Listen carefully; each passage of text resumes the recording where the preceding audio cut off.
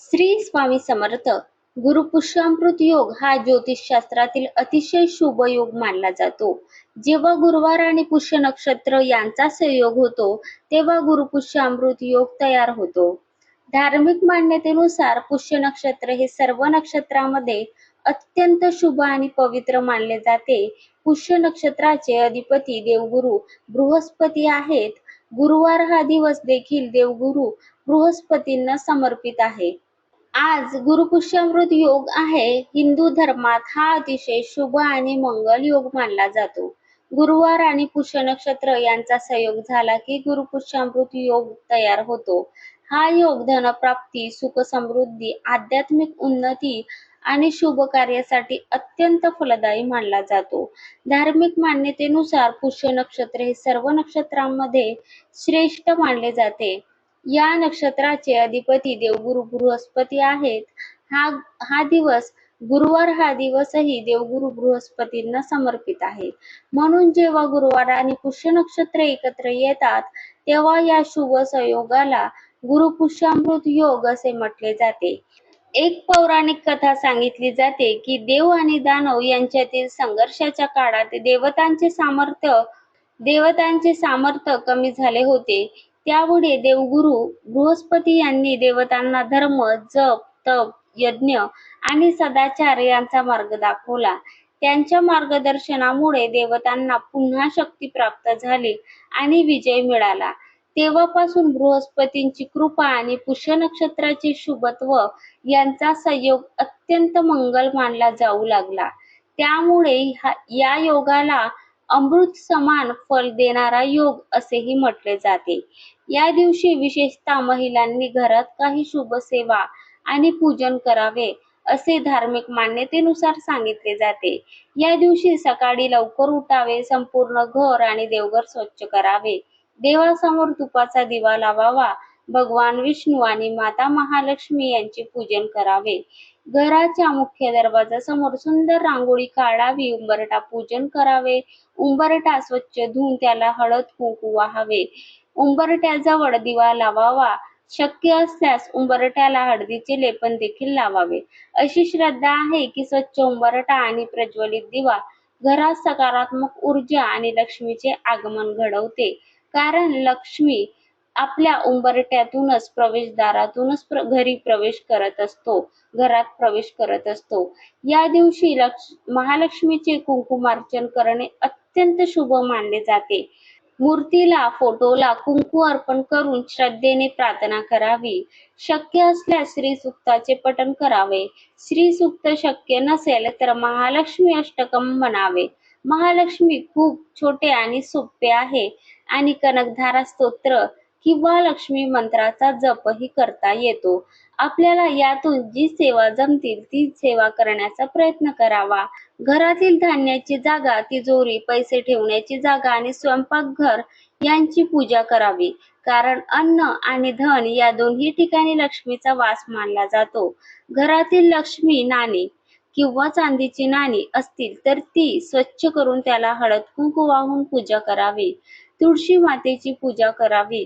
तुळशी समोर सकाळी किंवा संध्याकाळी दिवा लावावा. तुळशीला प्रदक्षिणा घालून विष्णू नामस्मरण करावे.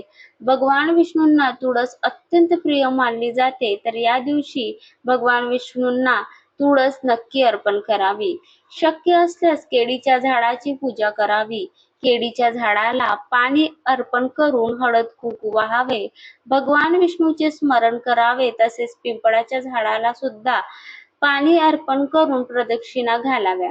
पिंपळामध्ये भगवान विष्णूंचा वास मानला जातो, तर केळीमध्ये सुद्धा भगवान विष्णूंचा वास असतो. या दिवशी विष्णू सहस्त्रनाम, श्री सूक्त, महालक्ष्मी अष्टकम, कनकधारा स्तोत्र किंवा ओम नमो भगवते वासुदेवाय नमः या मंत्राचा जप करणे शुभ मानले जाते. जितके शक्य असेल तितके नामस्मरण करावे. संध्याकाळी देवघरात तुपाचा दिवा लावावा. तुळशी समोर दिवा लावावा. संपूर्ण घरात कपूर आणि धूप फिरवावा. त्यामुळे घरातील वातावरण सात्विक राहते आणि सकारात्मक राहते अशी श्रद्धा आहे. म्हणून हे सर्व उपाय करण्याचा प्रयत्न करावा. या दिवशी हळद, हरभरा डाळ, गूळ, केळी, पिवळी फळे पिवळे वस्तू, अन्न किंवा वस्त्र दान करणे अत्यंत पुण्यदायी मानले जाते. आपल्या क्षमतेनुसार दान करावे.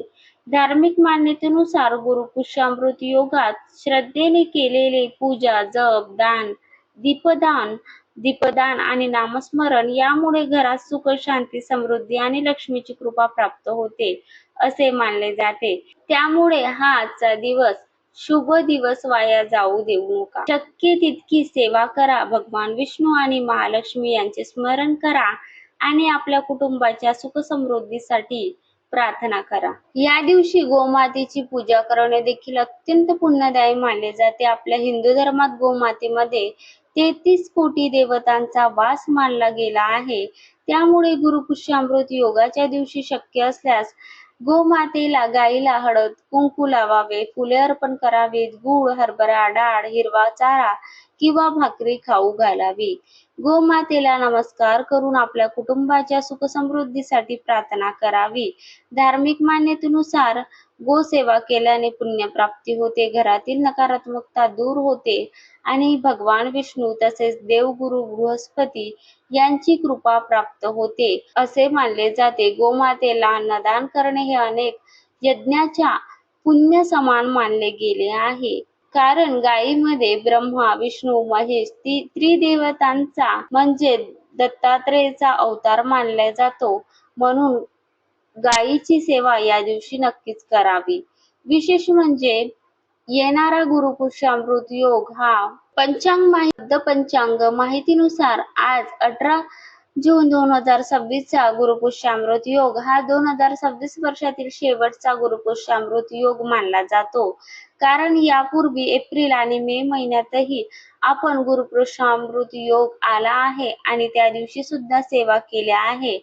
तर आज हा गुरुपुष्यामृत योग हा या वर्षातील शेवटचा गुरुपुष्यामृत योग मानला जात आहे. त्यामुळे हा शुभ दिवस अजिबात वाया जाऊ देऊ नका. धार्मिक मान्यतेनुसार या दिवशी केलेले जप, दान, दीपदान, विष्णूपूजन, महालक्ष्मी पूजन, गोसेवा, तुळशी सेवा आणि नामस्मरण विशेष पुण्यदायी मानले जाते. वर्षातील हा शेवटचा गुरुपुष्यामृत योग असल्यामुळे शक्य तितकी सेवा करा. भगवान विष्णू, महालक्ष्मी, देवगुरु बृहस्पती आणि श्री स्वामी समर्थ महाराज यांचे स्मरण करा. श्रद्धेने केलेली ही छोटी सेवा देखील या दिवशी अमृत समान फळ देणारी मानली जाते. म्हणून आजचा दिवस स्वामी भक्तांसाठी गुरुवार असल्यामुळे श्री स्वामी समर्थ भक्तांसाठी देखील अत्यंत विशेष मानला जातो. कारण धार्मिक श्रद्धेनुसार या दिवशी स्वामीचे नामस्मरण केल्यास मनाला शांती मिळते, गुरूंची सेवा केल्यास आणि जीवनातील अडचणीवर मात करण्याचे बळ प्राप्त होते. स्वामींच्या प्रतिमेसमोर, फोटो समोर तुपाचा दिवा लावा. श्री स्वामी समर्थ या नामाचा जप करा. स्वामींची आरती करा. शक्य असल्यास स्वामी चरित्रातील काही अध्याय वाचन करा, पठण करा. गुरुपुष्यामृत योग आणि गुरुवार याचा शुभ संयोग असल्यामुळे या दिवशी आपल्या गुरूंची, स्वामींची सेवा करायला विसरू नका. विशेष फलदायी मानली जाते. श्रद्धेने स्वामींचे स्मरण करा आणि आपल्या कुटुंबाच्या सुख समृद्धीसाठी प्रार्थना करा. स्वामी समर्थ महाराजांची कृपा सर्वांवर राहो अशी प्रार्थना करा. तसेच गुरुपुष्यामृत योगाच्या दिवशी एक अतिशय सोपा पण प्रभावी उपाय करावा. संध्याकाळी देवघरात किंवा तुळशीसमोर तुपाचा दिवा तर लावायचाच आहे. त्यासोबतच दिव्यात एक चिमूटभर हळद टाका. त्यानंतर भगवान विष्णू, महालक्ष्मी, देवगुरु बृहस्पती, श्री स्वामी समर्थ महाराजांचे स्मरण करून 108 वेळा ओम नमो भगवते वासुदेवाय किंवा श्री स्वामी समर्थ या मंत्राचा जप करा. यानंतर एक हळदीची गाठ किंवा थोडी हरभरा डाळ देवासमोर ठेवून प्रार्थना करा. दुसऱ्या दिवशी ती हळद किंवा डाळ पिवळ्या कापडात बांधून तिजोरीत किंवा पैसे ठेवण्याच्या जागी ठेवा. धार्मिक मान्यतेनुसार हा उपाय केल्याने घरातील आर्थिक अडचणी कमी होण्यास मदत होते, गुरु ग्रहाची कृपा प्राप्त होते आणि घरात सुख समृद्धी वाढते अशी श्रद्धा आहे. जर एवढेही शक्य नसेल तर फक्त एक तुपाचा दिवा लावून श्रद्धेने श्री स्वामी समर्थ ओम नारायणाय या मंत्राचा तरी जप करा. कारण या दिवशी केलेली छोटी सेवा देखील या दिवशी विशेष पुण्यदायी मानली जाते. तसंच या दिवशी गुरुपुरुषामृत योगाच्या दिवशी सकाळी आपल्याला एक पितळी किंवा तांब्याचा लोटा घ्या, त्यात स्वच्छ पाणी भरा आणि थोडी हळद किंवा पिवळे फूल टाका. हे पाणी पिंपळाच्या झाडांना अर्पण करायचं आहे आणि 11 प्रदक्षिणा घाला. मनात आपल्या इच्छा व्यक्त करा. घरी आल्यावर देवघरात तुपाचा दिवा लावणारच आहो आणि महालक्ष्मीला हळद कुंकू अर्पण करून श्रीसूक्त आणि पुरुषसूक्तम म्हणा, महालक्ष्मी अष्टकम म्हणा किंवा नंतर श्री महालक्ष्मी नमो नमः या मंत्राचा जप करा. तसंच महालक्ष्मी मातेला हा गुरुपुरुषामृत योगाच्या दिवशी देवघरात तुपाचा दिवा लावा. महालक्ष्मीला हळद कुंकू अर्पण करून कमळाचे फूल, गुलाबाचे फूल किंवा इतर लाल फुले, पिवळे फुले अर्पण करा. त्यानंतर आपल्याला महालक्ष्मी अष्टकम गजलक्ष्मीचे सुद्धा पूजन या दिवशी करायचे आहे. श्री सुक्तम म्हणून श्री महालक्ष्मी नमः या मंत्राचा 108 वेळा तरी जप करा. त्यानंतर 1 रुपयाचे नाणे किंवा लक्ष्मी नाणे देवीसमोर ठेवा.